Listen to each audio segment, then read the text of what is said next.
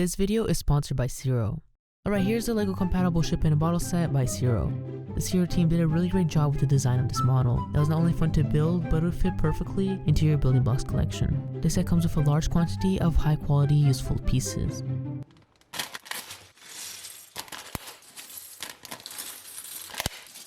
The design of this model is really unique and would look really nice as a display model. The exterior of the build is a bottle that uses quite a few transparent pieces. The top of the bottle also has a cork that definitely adds to the realistic look. The bottle is placed on a custom stand. The stand uses a variety of black, yellow, and even gold pieces. This set also comes with a little mystery build that's hidden beneath the bottle. I modified the build to my personal preference, while your set will come with its own mystery build. Inside of the bottle there is a pretty cool ship. The build quality of this is really great. It has details such as sails, a lamp, as well as cannons, making this my favorite part of the entire kit. The set also comes with a crazy amount of gold ingots, translucent studs, and gems. And after so many years of building sets, I've never seen this many great pieces included in one set.